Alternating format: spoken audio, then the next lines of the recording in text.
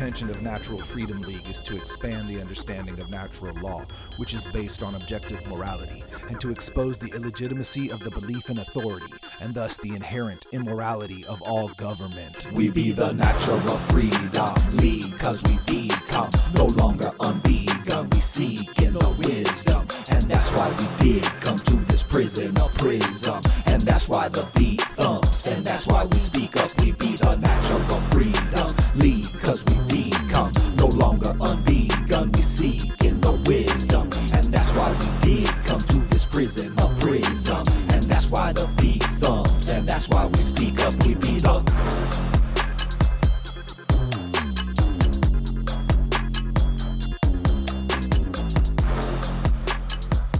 Hello, everybody. We're back once again with Natural Freedom League. We are at naturalfreedomleague.com. I am John Rowland here with my producer and co-host, Chill Will Keller. What's up, my brother? How's it going? It's going good, man. How are you? I'm doing good, dude. I'm rocking one of our sweatshirts. I just kind of wanted to throw this out there for people to check it out. Yeah. We got a little store, so you go to our website, naturalfreedomleague.com, and scroll down. You can click on the Teespring link, and it'll take you to our full selection. We got all kinds of t-shirts with good sayings on them to piss people off or engage in conversation. So, yeah. Plug. I was thinking about a few more we should make. We should do the one that's 0.2% death rate. Just say that. That's a good one. Yeah. And then the other one is the James True, humanity is not a virus. Just slap that on a shirt, you know? Yeah. Yeah, that's good. Real quick, did you see the Time magazine cover? No. That came out. Yeah, I guess it came out in February, but it said 2045, and it had a picture of like a human that looked like from the Matrix movie when they first come out of the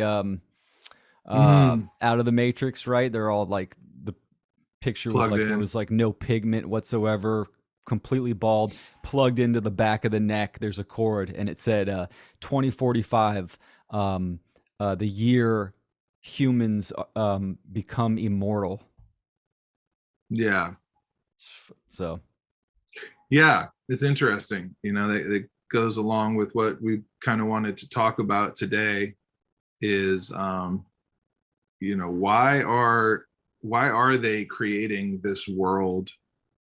And obviously, in order to create this world, we know that they've had to lie about a lot of things. So we were kind of posing the question, why do they lie? And we're going to consider this a conspiracy heresy episode, so we can revisit the concept of conspiracy heresy, which is just a little turn of phrase that I came up with. I had actually had it as a song idea at one point, and but you know, really, it's just the idea that to talk about conspiracy is heresy to the establishment, to the official government narrative, to the religion of government. To speak about conspiracy is the modern day heresy. So ironic that those words rhyme, because that really is what it is. And, you know, I am a person who thinks deeply about things. And when I say that, I mean that even when I think I know how something is, I try to think like why. So for example, when you knew that the conspiracy was happening, I had the thought of, is it possible that they're doing this for our own good, right? Like, is there something that they know, right? That they know that has established the reason for why they've had to commit all these atrocities and have a century or longer of wars and build up this industrial complex. I always thought it perhaps had something to do with the idea of us being put here by some type of alien species, some alien life form that visited us from another planet, possibly genetically modified us, created us here, and then left us here at some point. And that conspiracy is commonly known as the 12th planet, or Nibiru. If anyone has not gotten into that, I'm sure most of our audience have. And if you haven't, it's definitely something to delve into. What I know of the 12th planet, the book The 12th Planet was written by Zecharia Sitchin sometime, I believe, in the 70s. He wrote the book. And from what I understand, this is me paraphrasing what I understand about Zecharia Sitchin, is that he was the son of a linguist, and then he himself was a linguist, and he is one of few people who can actually translate some of these ancient tablets. And that he was asked to look at the Dead Sea Scrolls, I believe. And when he looked at them, they told the story of another planet in our solar system that comes in, causes a bunch of havoc. It was involved in the creation of Earth through a cataclysm, a celestial cataclysm, two planets colliding and breaking off, and that created Earth. Some people have theorized that the moon was a chunk of the Earth broken off that got caught into orbit. But anyway, Zecharia Sitchin read those plates and said that this is what the true history is, that we were put here. That's why civilization pops up in Mesopotamia all of a sudden, is because whatever primate being was here prior to that intervention. Once the intervention happened, then you had clothing, you had religion, people burying the dead, and they had cosmology. They knew of all these different planets even before modern day science allegedly knew about them. So what's your experience with that conspiracy, the 12th planet? And I'll just say, I've read Zecharia Sitchin's first book. He has a series of books, and very in depth. And the first book was very interesting, a little bit hard to read, but I didn't read much further than that. So I know the gist of the theory, and I've looked into it, obviously, online, stuff like that. But what's your experience with that theory, Will? Yeah, this also goes into like human origins or intervention theory. It's fascinating, right? I mean, you can't just stick with Zecharia Sitchin because there's a lot of shit that's kind of iffy around him in general. He's part of some Masonic lodges and shit like that. It's almost like he was the net to kind of capture people. I do think there's some good info in there. It's just hard to truly know. But when you dive into other researchers like Lloyd Pye, he's a fantastic one. I mean, he gets down to the nitty gritty of the physiology, on all levels, and he dives into that story as well. We can see on, I believe it's the second chromosome, that there is a splicing that does not happen in the natural world, in nature, that represents some kind of fusing. So there's been clear indication that there's been genetic modification for our current human genes. So that's interesting as well. And plus, like you were saying, the Sumerian texts, how do they know this information? And not only the Sumerians, but this goes in all ancient cultures. They have a very similar outline of kind of what took place. So, I mean, it's fascinating. I do think there's some truth there for sure.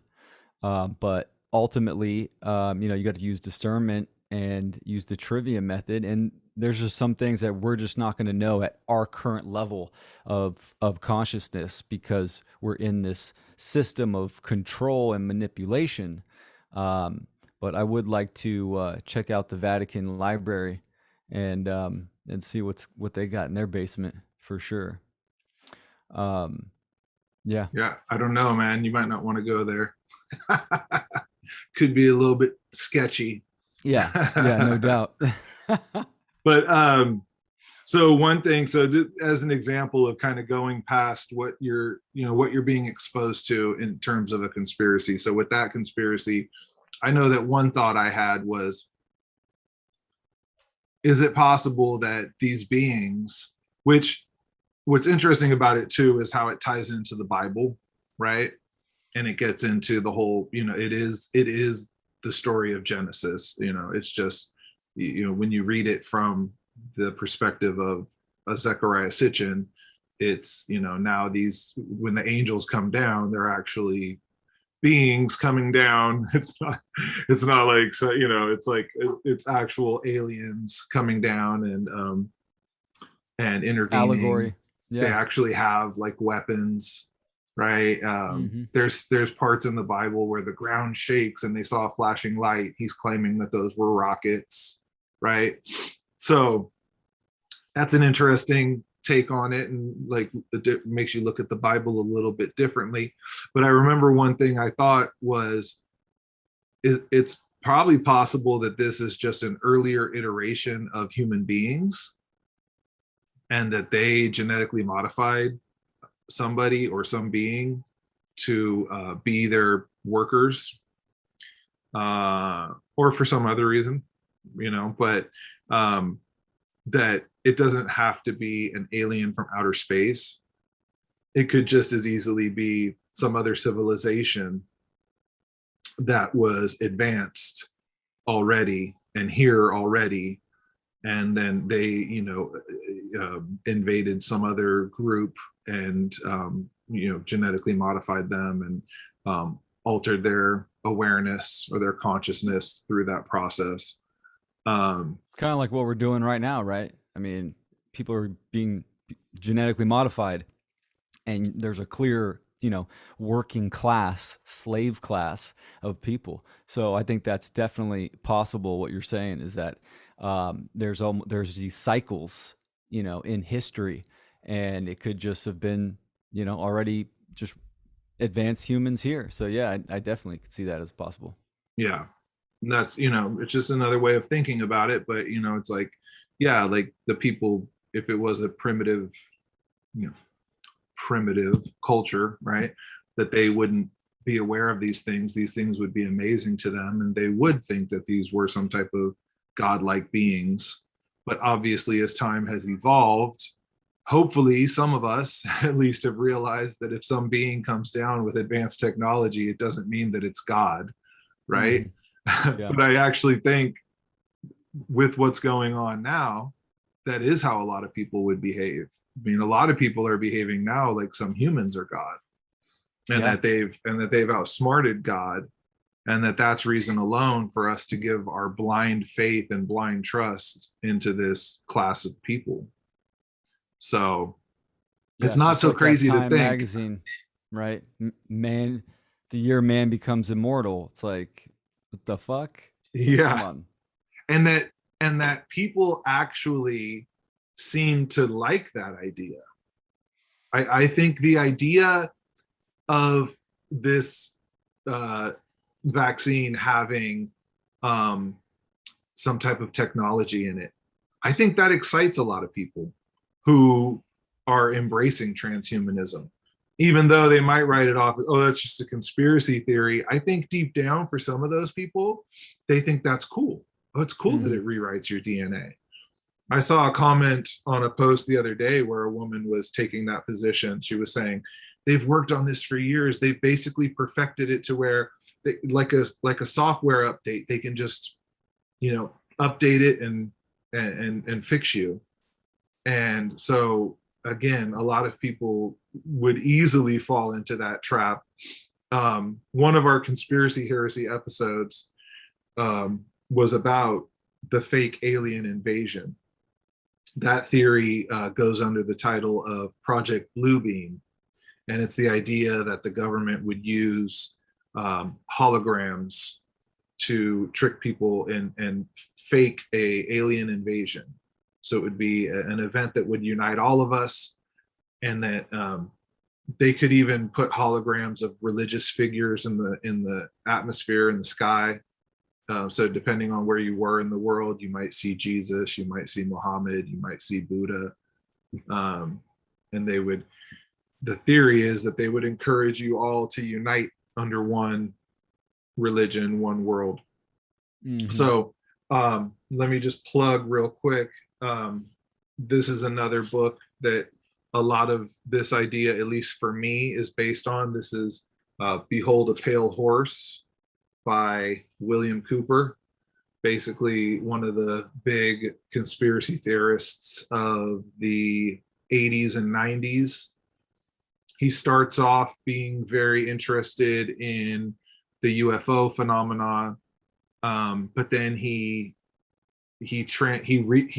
recognizes that a lot of the information he's getting, because he worked for naval intelligence, he believes that it's misinformation.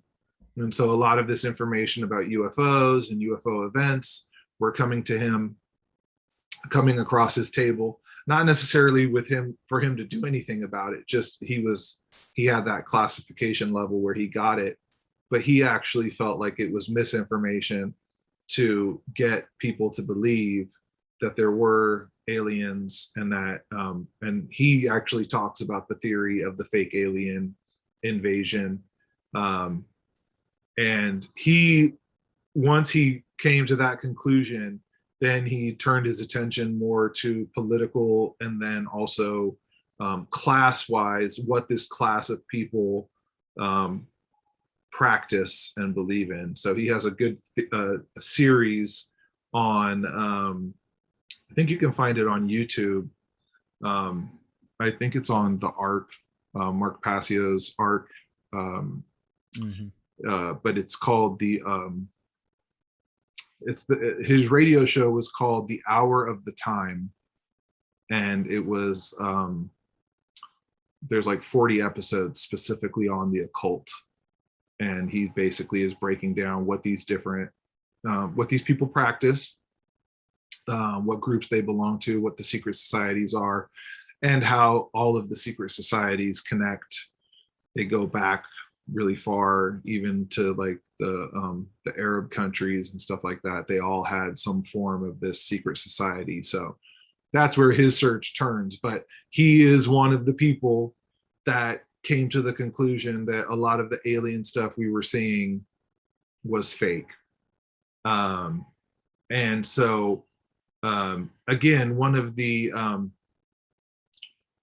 main points we wanted to talk about this and focus on here is that regardless of your position of if you think the world is flat or you think it's a globe, that the common bond that those two groups should have is the acknowledgement that the government is lying to us and that NASA is lying to us.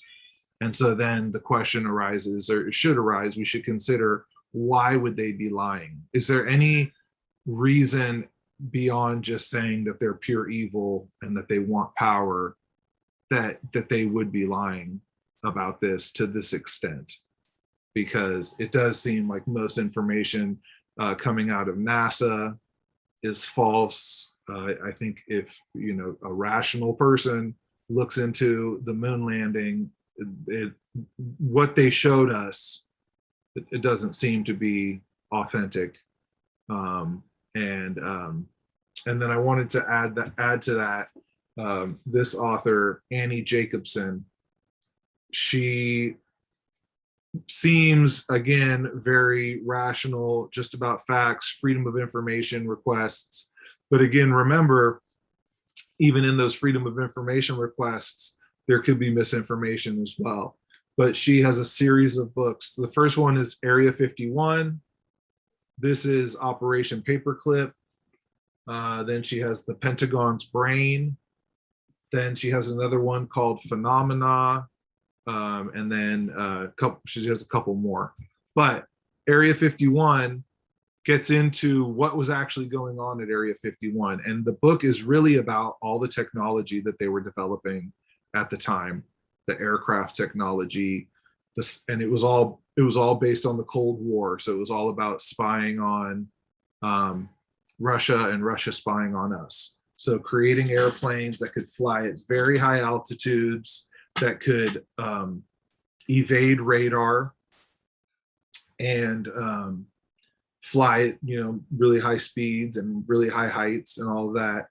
And at the end of the Area 51 book, she interviews this man who had been involved with one of the contractors, or I forget exactly what he was involved with.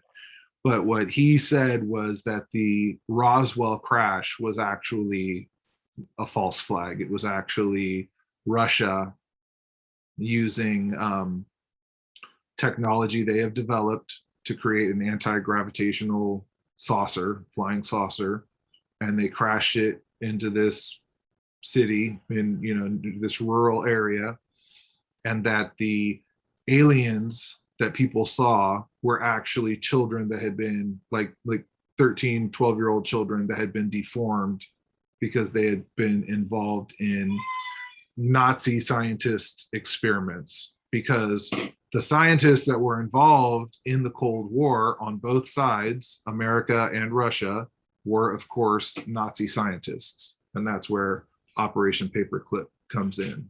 So it's just interesting to consider that, you know, Area 51 was probably done to trick us. It was done as misinformation. And so then, yeah, again, the question is why? Why are they going to such lengths to deceive us about what is going on? Yeah, good points. One thing's for sure, you know, if people are watching this that are not familiar with these quote unquote conspiracies, if you're taking the mainstream news or what has been released by institutions, government institutions, and I mean, you know, the news media, if you're taking that for face value, you are completely missing a huge chunk of reality. And the chunk of reality you're missing is questioning why is this information being presented? And you should question everything. That's a natural response, and use discernment. And so yeah, taking the news for what it is completely naive. So the point that I'm getting to is asking why, the most important question. You have to be in a complete state of, or a balanced of, skepticism and slightly trusting, because you have to be able to entertain information for a period of time without attaching emotion to it. I think that's what's going on today, is that everyone is in an emotional, reactive state. Anything that pops on the news, people just take and run with, right? So it's mind-boggling. Why are they doing this? It's all misdirection. They don't want your perception to become more frequent with objective reality, because there is such thing as objective reality. There is a way that the world operates, and it has operated and is operating. And they don't want your perception to get close to that. Why? Because they lose control. So, you know, ultimately their main plan would be to become God on earth. That's what they're trying to do, right? I think that's at the core of their reasoning. So. Yeah, gosh, I have so many thoughts. This is an interesting episode because it's kind of all over the place, but Yeah, we'll have to pass it quicker because my mind was like racing when you were talking. I was like, oh, I got so much shit to add, and then it kind of just gets scattered. Yeah, and I mean it's a lot of information that I'm gathering to kind of create sort of like a memoir of just my experience with conspiracies and where I land and where what my ultimate perspective is. I think that that's important. I think as theorists who are looking at these conspiracies, which just mean crimes, really, right? I mean, we know that conspire means to breathe together. That's what it actually means. Like you can conspire to do something, it doesn't have to be bad. But the word conspiracy has taken on the connotation of a crime. It's things that are done in secret. These people do these things in secret.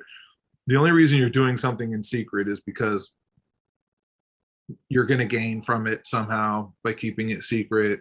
You're going to gain a position of power over somebody by keeping it in secret. You're going to have advanced knowledge, maybe. So going along those lines, and I've said this before, it's one of my bits, but basically is I used to think when I was looking at, it was probably mid 2000s, looking at the world and the wars and 9/11, all that stuff, and really just kind of really waking up and understanding what was going on. Just coming to terms with that what happened on 9/11 wasn't right, wasn't accurate, and that more people should be aware of that. More people in politics should know and should be questioning that. And if none of them are questioning it, then what does it say? Right? That they're all lying? They're all lying, or they're all in on it. They're all also under mind control and just are going along with this narrative and agreeing to it ultimately. And the thought I had was, if you were George W. Bush, would you have done anything different? And for me, being from middle class Bay Area upbringings, and having all these ideals of how the world should be, and sitting in a position of critiquing government officials and government actions, then yeah, if I suddenly was in the position of George W. Bush, I would try to make changes. But if I were George W. Bush and I was raised basically as a prince, right? Like, you're going to be king someday, right? Your dad's president, your family's got all these connections. You don't really have to do shit to become the president. Like, what would you do? I mean, most people I know have gone into the family business, right? Mm-hmm. Most people I know, whether they wanted to or not, ended up working, doing what their parents are doing, or following in some fashion in their parents' footsteps. So what would make you think that anybody would do anything different in that position? And now add into the fact that you're going through all of these different secret societies as well. And people can try to pretend like those secret societies are innocent or whatever, but even fraternities just by themselves can be negative places where just bad things can happen. There can be some positives that come out of that type of stuff too, if it's kept in check to a certain extent. But obviously the Bush family, famously known for being a part of the Skull and Bones Society, they're involved with some dark stuff. They openly say it's all secretive and they can't talk about it, even if they say it tongue in cheek. And the fact that we as a society sit there and laugh that off and think that's normal, we're complicit in it too. I mean, I don't know that there's much you could do about it. I think we're finally just learning now how to deal with it in terms of detaching from it and not participating in it. And I think that takes a level of discernment to get there, because even a lot of people that I've seen who seem aware of what's going on and seem aware of the corruption, they still fall into the political divide. And it's such a hard thing to break. I mean, they just had this election, governor in, I think, Virginia, Black woman with a rifle, conservative. I'm like, dude, this is the perfect this is the perfect character to pull people back in. Another statist trap, right? Of course. And now the liberals look like hypocrites because they don't support the Black woman, and it probably makes them crazy that a Black woman is a conservative. That whole divide, it's just like, it's so strong, and people just keep relying on someone else solving the problem. So I've rambled a bit, but what are your thoughts? It's learned behavior, right? That's why, I mean, the cult and the religion, it's a state of mind that's passed on generation to generation. Like the meme that's going around about Santa Claus, right? The kid asked his dad, is Santa Claus a hoax? And his father says, of course not, son. Think how many people would be in on it. It's like, that's the same thing. It's like we're telling our children that this figure exists, and all these good things happen, and it's ultimately for control, right? Because if you're naughty, you better be good this year, little Johnny, because you're not going to get any presents, right? So, but is everyone in on it? Well, yeah. So the adults are the ones, we pass this down to our kids, and then we eventually figure out the lie that our parents lied to us. And yet we grow up, we have kids, and then we do the same thing to our kids. You know, it's like there's so many different forms of that. It's the same exact thing as politics and government, and any other religion, money, all that shit. Medical field, public school. It's all learned behavior that's being passed down. It's generational mind control, ultimately. You know, that's interesting. It's also representative of moral relativism, because what you're doing is you're justifying a reason to lie. And I'm not saying, I mean, and sometimes there's little white lies that we all tell, and there's like, that's almost more like a social grace, you know, of maybe omitting information or not saying too much about something. But to, like you said, to have that in our value system, to be lied to, right? I don't even really remember finding out. When I found out, I don't remember being upset about it. I do remember having a time where I said I wasn't going to do that with my kid. But then when it came around and everyone's doing it, you get this feeling of not wanting your kid to miss out. Yeah. You know, and yeah. it's in a way, you're justifying doing it. You know, well, it's okay because it's for family stuff, or it's for it's what everyone does. It's what, you know, it's, I don't know, we justify it. And I can say in my own life, there were time periods where my morality was maybe not where it needed to be, and I remember justifying it, like, you know, well, you know, this person did this, you know, and that person did that, you know, and yeah, our culture kind of gives us the space to justify, you know, telling these lies. And even the concept of the noble lie, right? I mean, that's a lot of what's going on now, like Fauci saying that, you know, we don't need masks, and them saying we do, and that, well, the reason why I lied is because I didn't want too many people running out and buying masks. That's the noble lie, right? And I think it's from like Plato or Socrates that I think came up with that idea originally. But it's the lie that protects everybody. And, you know, the government, I believe it's the Smith-Mundt Act. This is like in the 1930s. It basically made it legal to lie to the public. And this is in the 1930s. And so when the whole Q phenomenon was going on, Q was saying the same thing, right? That we had to keep something secret, you know, just trust the plan, right? And yeah, I got to give shout out to James True. I've been listening to a lot of James True's work lately, and I'm just shouting him out for people. should definitely check out his work. But he has a whole bunch of stuff on that. Like, but what's interesting about that Smith-Mundt Act is that if you remember in 2016, there was the NDAA, which Obama signed like on New Year's Eve at like midnight or something like that, right? When like no one was paying attention.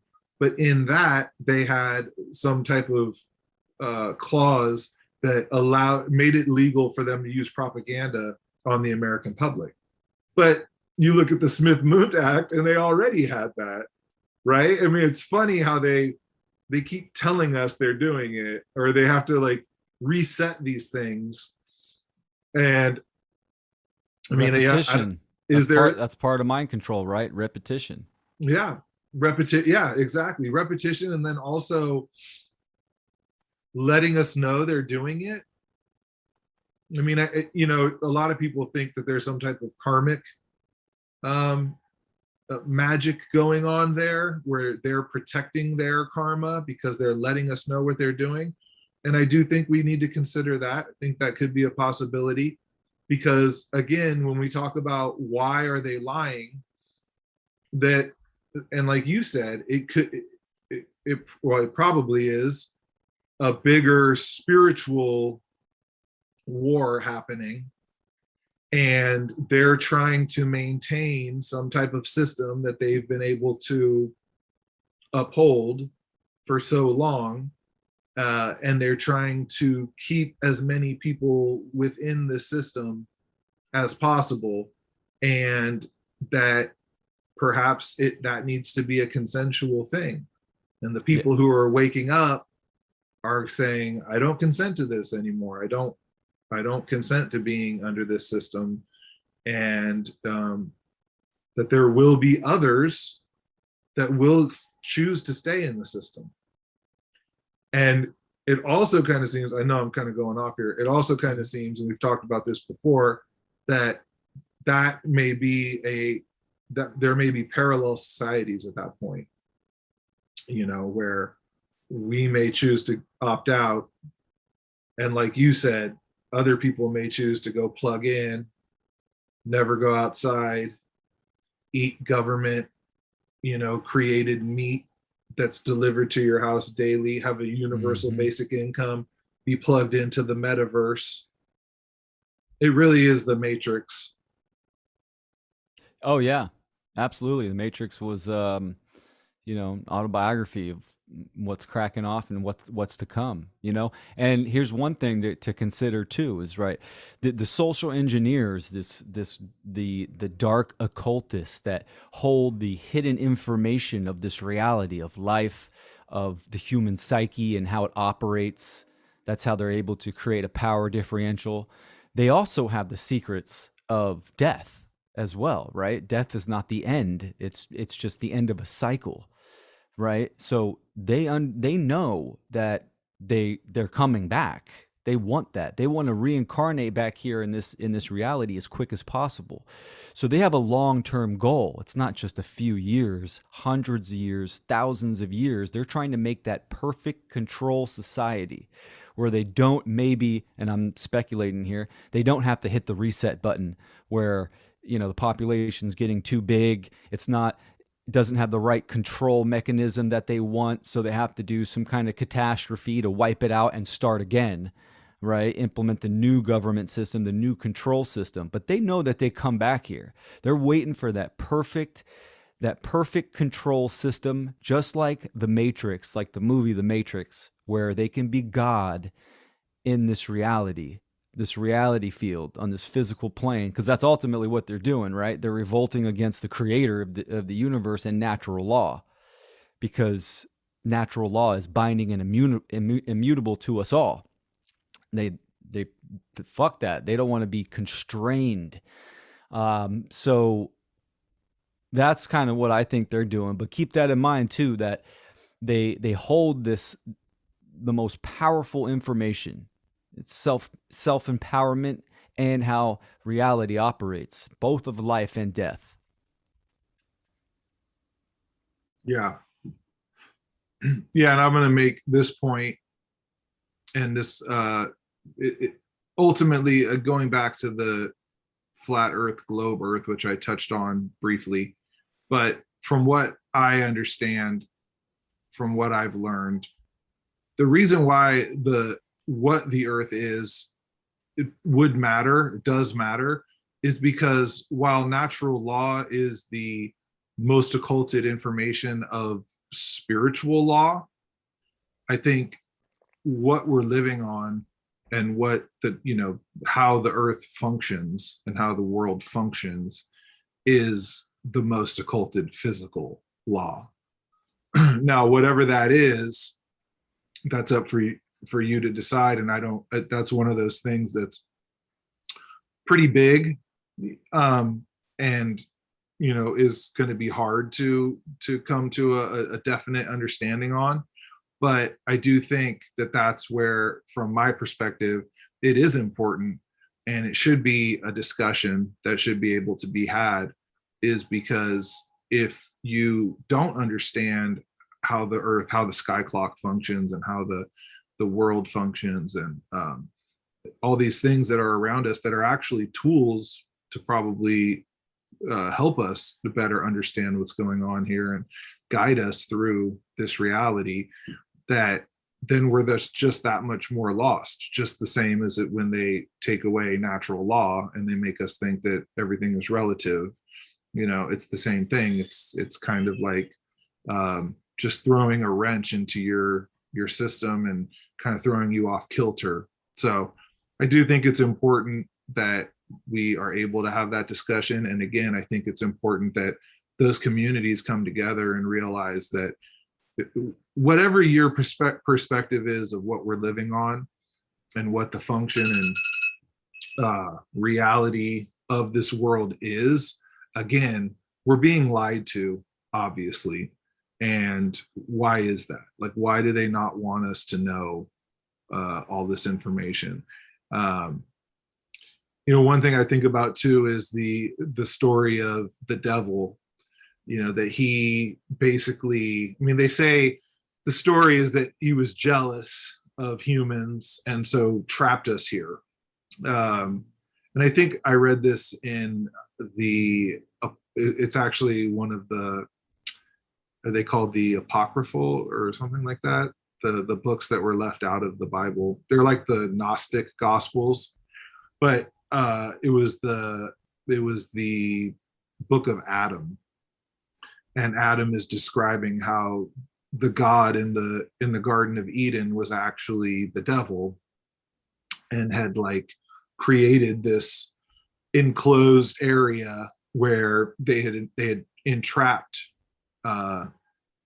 humans because the story is that the devil was jealous of God. I kind of think that possibly it was just the devil's job.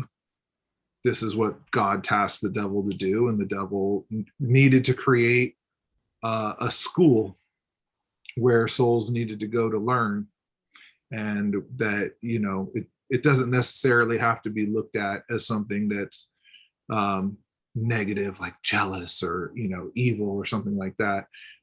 Obviously, it does play out that way, but if you do look at it as we're souls that come here to learn a lesson, to free other souls, that could be the mission as well. I've been thinking lately that if you go on the idea that you choose your parents and you choose to come here, that possibly then each child is actually here to save their parents, right? So if the idea is that we get reincarnated until everybody is free, right? That's the bodhisattva ideal. I'm going to keep coming back to this realm until everybody is free. If you add to that the idea that we choose our parents, perhaps we chose these people because we thought there was something in our experience as a soul that could help these people. Now, that's kind of ironic because your family is probably the hardest people to reach, but it makes sense to me that that could be why you came and why you chose those people, because perhaps those people will prepare you to help to free as many people as you can. So yeah, I know I rambled on a lot of different subjects there, but No, that's kind of fascinating. I will say that I do agree that the median between both camps about this reality, if is it flat, is it round, is it I mean, there is people aren't going to be at a level of consciousness to know yet. We're enslaved. I think we have to accomplish that before we can move up in awareness of what's going on. But we do know that we are being lied to. We do know there's a control system that is keeping us enslaved. And that's something that can kind of unite both camps and get on, because unfortunately, both camps are on like opposite polarities, and it keeps them in a stuck space. And I think the information of this realm that we're in is important. It has to start with the inner, with the self and the mind, and then move out from there. So we're enslaved now. We need to understand that first of all, right, and move out from there. There's just certain things that we're not going to fully understand until we get to a certain level of awareness. yeah. And when I say level awareness, I just don't mean, knowing and understanding. I mean, we have accomplished, it's the rhetoric part. We have reached a certain stage of rhetoric, and that means ending the control system. Yes, I agree. So one thing I wanted to talk about too, this is something I had thought of and researched a little bit, is the word paradigm, and how paradigm is your worldview, basically how you see the world. And when I looked at the definition, it's always very eye-opening when you actually look at the deeper definition and break down the word. But the word paradigm actually comes from the word pattern. Now, if you think of that as pattern recognition, you can see how people could get their pattern recognition altered by another group of people who had technology and were in positions of power where they could influence what you read, what you hear, what you see. And that if you can just keep sending out this new pattern, this new signal, right, that could then shift the person's paradigm. And my idea behind conspiracy heresy is that there's ultimately two ways of looking at the world. It's either you look at it as there are a group of people who have power and control, and that they control events, or you look at it as this sort of incompetent government that has this power, that then just random bad things just keep happening throughout history. And from our perspective, that we would call the official government narrative.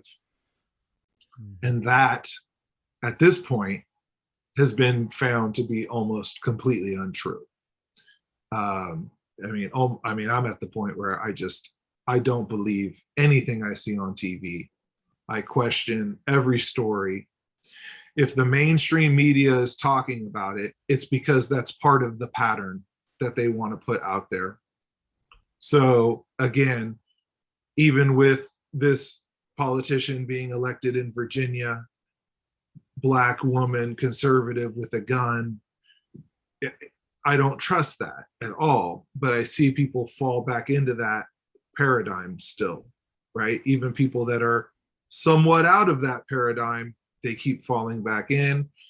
I thought the same thing about the California recall.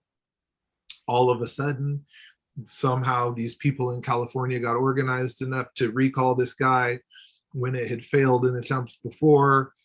different types of petitions and event, or different types of acts that we've tried to take have been sabotaged and have failed, but yet all of a sudden this works, and again focuses all this attention on trying to put someone new in, thinking that that's going to make a difference. So just keep in mind your paradigm, and that there is another paradigm being put out there, being placed in front of you constantly, and it makes it hard. It makes the trivium process hard, because how do you know what's real and what's not real? Again, even in these books are based on FOIA requests. Well, how do you know that the documents she's getting are accurate? How do you know somebody didn't put false information in there?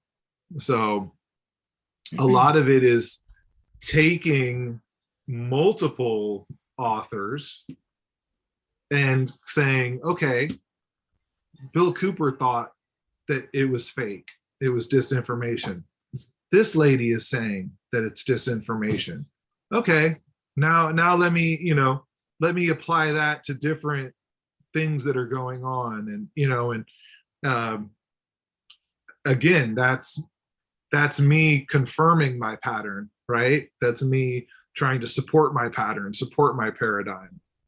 And I can be biased in that as well, because I'm pretty confident in that paradigm that we are dealing with a group of people who, for whatever reason, are scrambling to maintain control, scrambling to reset their system. And so, yeah, it does make sense that I would look for things to confirm that. But it doesn't mean I don't look at things that would go against that. I always try to do that, and I always try to consider the other side. And that's, I think, part of why we wanted to have this discussion. I know I've wanted to have it, is because I do see a lot of people in the truth community and the anarchy community who are very much against the flat earth idea. But it should be allowed to be discussed. It shouldn't be something that should be shut down. And there are a lot of questions that need to be answered then, if you're going to maintain that the globe perspective, which is the official government narrative, that is, if that is how reality is, then why did they fake the moon landing? Why are they never showing us anything real about outer space? Do you believe in the Space Force? Do you believe in the alien intervention theory? And again, I do agree that morality is the ultimate thing that we can focus on. But unfortunately, these issues are going to come up when you try to talk to people about morality, because they're going to say, well, why would they lie? How would so many people lie about that? And for me personally, I'm at the point where I'm like, yeah, everything's a lie. Basically, everything is a lie. And I'm willing to have that debate with people, although most people on the other side don't want to have that debate. Yeah. And that's something that I try to convey often, is the archetype, the seeker, which is an actual characteristic of the psyche that one can tap into, and that is the seeker, which also represents the hermit in the tarot, the state of mind where you're constantly seeking for more information to better your understanding, right? And unfortunately, and I try to stay in this state of mind. I'm open to talk about anything, even things that I think I have a good understanding on, because I know I can learn more. This isn't an end of the road thing, right? We're not at the top of the mountain and pitching our tent. Unfortunately, a lot of people are pitching their tent on the side of the mountain or down at the basin, So we have to keep going, and recognize when we're being emotionally reactive on certain things. So that's kind of my 2 cents on it. We have to keep learning and deepening the understanding and being receptive to, alternative viewpoints, alternative information, and go from there.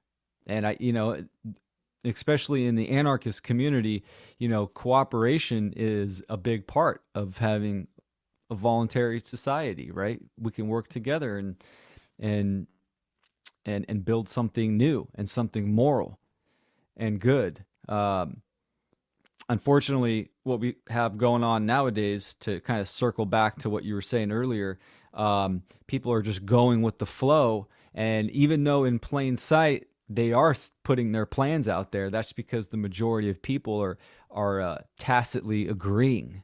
It's yes because you didn't say no, right? So it's a good time to wake up and question everything, including yourself and your beliefs, because beliefs are based in dogma. They can be broken down by the truth, and they should.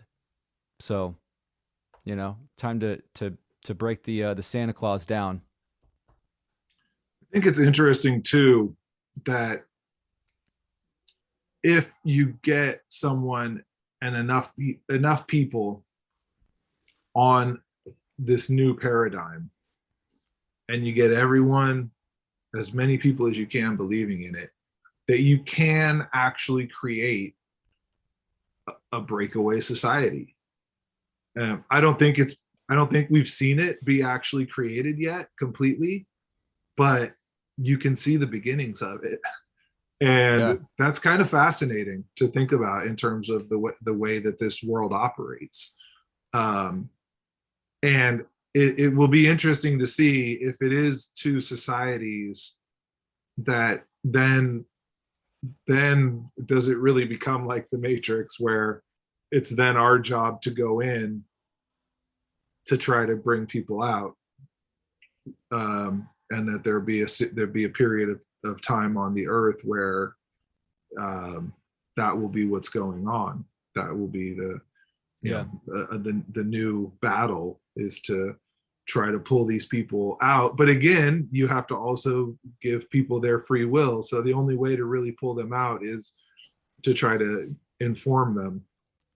They want the breakaway society. They know that in nature you can't have all one polarity in the natural world, in this reality. You can't have 100% evolution without involution. There's not going to be 100% spring. There's going to be a balance. These cycles, these are laws in nature. So they know, and they've probably fucked this up in the past, and they had to start over, and now this is what they're trying to create. They need that breakaway society, the resistance. It's the yin and the yang. They need a little bit of that, but very small amount, but just to keep it in balance, so they can have a controlled population, and then the non-controlled. Well, ultimately, they're both controlled, right? In a sense, but that's just something to point out. And what you were talking about, paradigm, that's such a huge topic. That's fascinating. We can even see that now. It's like, as soon as the mainstream media started talking about the two Americas, I feel like that people started talking about the breakaway society, and there's people that are embracing that. And okay, yeah. And I'm all for, starting a homestead somewhere. I'm cool with that. But yet, are you questioning what you've been given? Are you questioning your beliefs? Because why beliefs are so powerful is because what is in your mind dictates your actions. You will act on that. So whatever beliefs you hold, although could be immoral or not the correct thing, you're still going to act on them. So that's why it's important to question what you believe, versus what you know and understand. Yeah. Well, I think we could probably end it there. We could obviously go on forever, and this will be good information for me to pull from Yeah, it was a good free flow convo. Yeah, it was. And yeah, that's our episode 41. And, remember to check us out at naturalfreedomleague.com. We're going to be putting some updates up there soon. Hopefully getting some t-shirts up, some new shirts up in the shop for the holiday season. Yeah. And this one's a good conversation starter because I when I wear this out, people read it.